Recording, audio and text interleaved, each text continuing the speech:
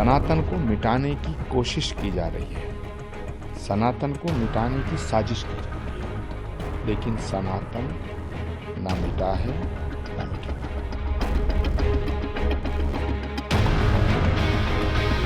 उपचुनावों में मिली करारी हार से बौखलाई समाजवादी पार्टी, जिसको मैं अभी उनको मैं शोक संवेदना भी देना चाहता हूँ। वो इस कदर बौखलाए हैं कि संभल में या प्रदेश के किसी और शहर में दंगा फैलाने वालों का समर्थन कर रहे हैं। ये जो संभल में उपद्रव हो रहा है, इसके पीछे समाजवादी पार्टी के लोग हैं।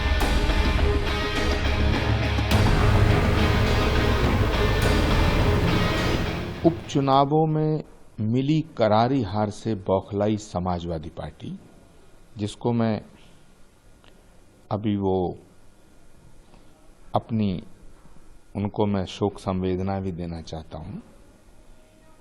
वो इस कदर बौखलाए हैं कि संभल में या प्रदेश के किसी और शहर में दंगा फैलाने वालों का समर्थन कर रहे हैं। ये जो संभल में उपद्रव हो रहा है, इसके पीछे समाजवादी पार्टी के नेता हैं। उत्तर प्रदेश के मुख्यमंत्री योगी आदित्यनाथ जी और उत्तर प्रदेश के पुलिस प्रशासन से मैं मांग करना चाहता हूं कि संभल कल्कि भगवान की अवतरण स्थली है। 24 कोस की परिधि में भगवान अवतार लेंगे, ये पुराणों में लिखा है। संभल बहुत शांति प्रिय और बहुत ही मोहब्बत का स्थान है, लेकिन समाजवादी पार्टी के कुछ नेता संभल को दंगों की आग में झोंकना चाहते हैं। मैं उत्तर प्रदेश के डीजीपी और उत्तर प्रदेश के मुख्यमंत्री जी से मांग करता हूं कि संभल को जो लोग दंगों की आग में झोंकना चाहते हैं, उनके खिलाफ सख्त से सख्त कार्रवाई हो। और ये देश एक इतना बड़ा विराट लोकतंत्र है, बहुत विराट लोकतंत्र है, इसमें एक न्यायपालिका है। मैं संभल की जनता से ये प्रार्थना करना चाहता हूं कि वो न्यायपालिका पर भरोसा रखें। भारत में न्यायपालिका बहुत सशक्त है। कोर्ट के आर्डर का सम्मान करना हर हिंदुस्तानी का फर्ज बनता है। कोर्ट जो आदेश देगा, उसके अकॉर्डिंगली आगे सबको उसकी बात को मानना पड़ेगा, कोर्ट के फैसले को मानना पड़ेगा।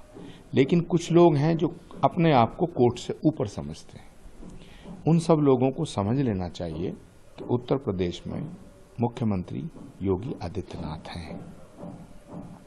उत्तर प्रदेश के मुख्यमंत्री योगी जी हैं। उत्तर प्रदेश के मुख्यमंत्री योगी जी के रहते हुए कोई भी दंगाई, कोई उपद्रवी, कोई बड़े से बड़ा नेता, कोई माफिया बच नहीं पाएगा।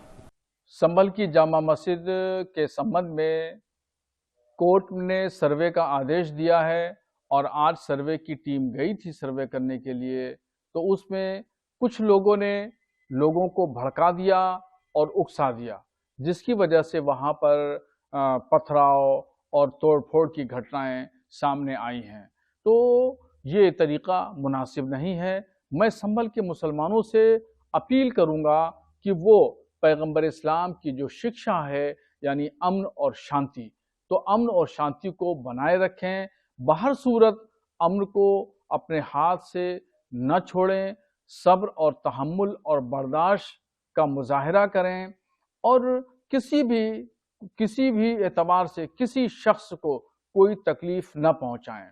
यही हमारा मजहब हमें अमल करने की दावत देता है और पैगंबर इस्लाम ने पूरी दुनिया को अमन शांति का पैगाम दिया। इस पैगाम पर हमें अमल करना चाहिए।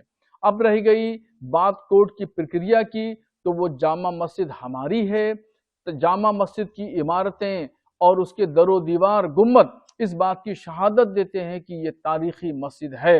हम कानून को कानून के जरिए, मजबूत सबूतों के जरिए, मजबूत दलीलों के जरिए लड़ाई लड़ेंगे और इंशाल्लाह कामयाबी हमारी होगी। बहरहाल मैं संभल के तमाम मुसलमानों से गुजारिश करूंगा कि अमन शांति को बनाए रखें। साहब, जिस तरह से ये बाबरी मस्जिद प्रकरण के बाद में जो मस्जिदों की जांच के मामले सामने आ रहे हैं, सर्वे हो रहा है और तमाम चीजें हो रही हैं, क्या कहेंगे सरकार इस पक्ष में किस तरह का व्यवहार कर रही है? बाबरी मस्जिद का जब मामला हुआ था तो उसके बाद में भारत का मुसलमान ये समझने लगा था कि अब मस्जिद का ये मामला ख़त्म हो गया है, अब किसी नई मस्जिद का मामला नहीं उभरेगा। मगर फिरका परस्त ताकतों ने बिल्कुल बाबरी मस्जिद अयोध्या के पैटर्न को अपनाया और वो पहुंचे ज्ञानवापी मस्जिद मथुरा, बनारस, उसके बाद में शाही ईदगाह मस्जिद मथुरा, फिर उसी पैटर्न पर आगरा की मस्जिद, फिर बदायूं की मस्जिद और ऐसे ही भूजशाला, कमाल मौला की मस्जिद मध्य प्रदेश, कर्नाटक में श्रीरंगपट्टनम की ईदगाह का मामला और अब संभल की जामा मस्जिद का मामला। तो ये चंद लोग हैं, शरपसंद अनासिर हैं, जो फिरकावाराना माहौल को ये हवा दे रहे हैं और तनाव पैदा कर रहे हैं और हुकूमत मूक दर्शक बनी हुई है। क्या कहेंगे हुकूमत से किस तरह का मुसलमानों पर एकदम सबका साथ सबका विकास की बात करती है, इस तरह का सामने आती है बातें? भारत सरकार ने 1991 में एक वार्षिक एक्ट पार्लियामेंट के जरिए पास किया था और उसमें कहा गया था कि 1947 15 अगस्त तक अयोध्या को छोड़ के बाकी जितने भी मजहबी मकामात हैं, जिनका भी जो स्टेटस मजहबी है वो मजहबी ही रहेगा, उसमें किसी तरीके से कोई छेड़छाड़ बदलाव नहीं किया जाएगा। मगर इन फिरकापरस्त ताकतों ने उस एक्ट को मानने से इनकार कर दिया और जगह जगह कोर्टों में एक पैटर्न बना लिया है मुसलमानों को तकलीफ देने के लिए और उस पैटर्न पे वो काम कर रहे हैं। हुकूमत, मैं नहीं समझता हूं कि हुकूमत का इसमें कुछ हाथ होगा या नहीं होगा, मगर ज़ाहरी एतबार से यही लगता है कि इनको कहीं न कहीं से सरपरस्ती हासिल है, संरक्षण हासिल है, जिसकी वजह से इनके हौसले बुलंद हैं, जगह जगह माहौल खराब करते फिर रहे हैं।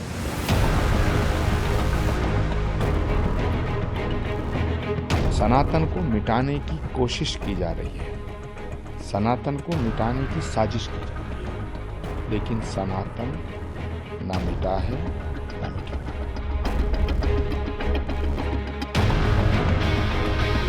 उपचुनावों में मिली करारी हार से बौखलाई समाजवादी पार्टी, जिसको मैं अभी उनको मैं शोक संवेदना भी देना चाहता हूँ। वो इस कदर बौखलाए हैं कि संभल में या प्रदेश के किसी और शहर में दंगा फैलाने वालों का समर्थन कर रहे हैं। ये जो संभल में उपद्रव हो रहा है, इसके पीछे समाजवादी पार्टी के लोग हैं।